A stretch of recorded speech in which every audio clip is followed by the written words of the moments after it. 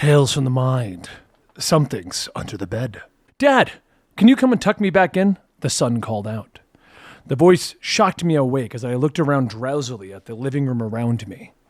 The room was lit by the television screen, which had gotten stuck on the streaming service, asking me if I wanted to continue to watch.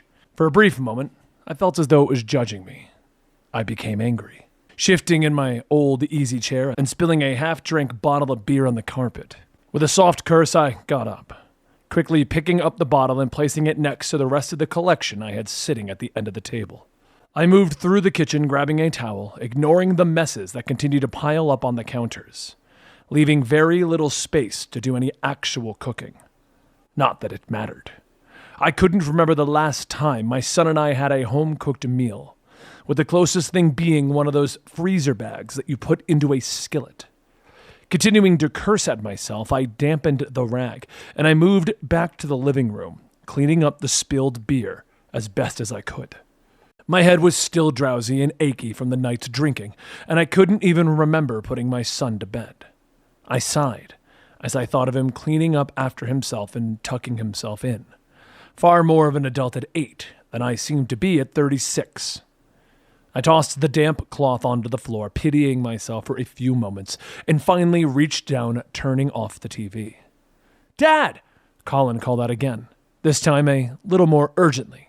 "I'm coming, bud," I called out to him, my words a little bit slurred, and I realized I didn't want him falling back to sleep after smelling the booze on my breath. "I'll be right there," I called out, hoping to preempt another shout. I moved through the house, walking up the stairs, only stumbling a little. My eyes turned and I glanced at the photos that lined the stairs, showing a family that not too long ago was whole and happy. There's suddenly a lump in my throat and I try to push through it.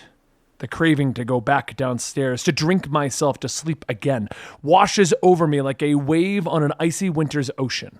But I push through it, continuing to climb the stairs, moving into our bedroom first, doing my best to ignore the king-size bed that I can't remember sleeping in since she died. I move into the bathroom, and I turn on the light. The brightness hurts my eyes and shows me all of the products that she left behind. I turn the light back off, brushing my teeth in the dark. The mintiness helps clear my mind some, and I walk through the halls to Colin's room. A nightlight in the corner bathes the room in a soft orange light, showcasing the posters of superheroes that lined the walls. Toys and stuffed animals take up one of the corners, and I realize that I can't remember the last time that I played with my son. The thought stabs into my heart as I turn my attention to the lump under the covers. I kneel down next to him, placing my hand on his shoulder. "Hey, bud, what's wrong? You can't sleep?" I ask, and he shifts so that he can look at me. "I heard you snoring," he says gently, and I smile, nodding. "I know, I'm sorry. But we're going to go back to bed now, so you won't hear me again."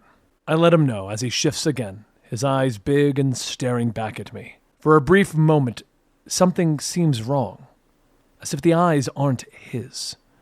But I shake my head, and I chalk it up to the booze still in my system. I tuck the blankets in tight, and I stand back up. "All right, that should do it. You sleep tight, bud," I say as I turn to leave. "Dad?" he says quietly. "Can you turn off the nightlight? I think I'm big enough that I don't need it anymore." The shift of a hand from beneath the blanket points to the superhero light that casts the room in a shadow. I smile at him, proud that my boy is growing up. But I need him to be a little kid just a little bit longer. "I can do that. But why don't I check under the bed one last time, make sure there aren't any monsters down there?" I tell him with a big smile. Before he can say anything, I drop to my knees and I look under the bed.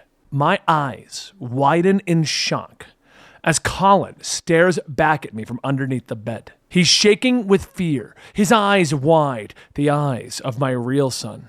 "Daddy, there's something on my bed," Colin says with a terrified whisper, his eyes glancing up at the shifting bed above him. I slowly raise my head back up, my eyes falling on the thing that had taken the appearance of my son, its eyes having grown larger, taking up a large part of its face, and its mouth began to split into a grin far wider than should be possible. Vicious fangs fill the mouth as it smiles at me. "I love you, Daddy," The thing says, its voice no longer high-pitched.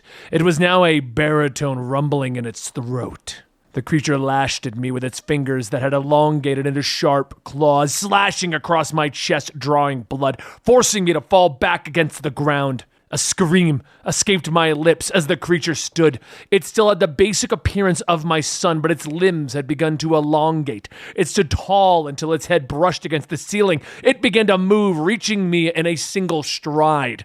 The long claws stab and pierce my chest, making pain flash through my body before I go numb.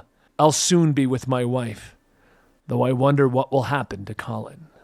If you're enjoying these videos and you want more, please consider liking and subscribing, and we'll see you next time.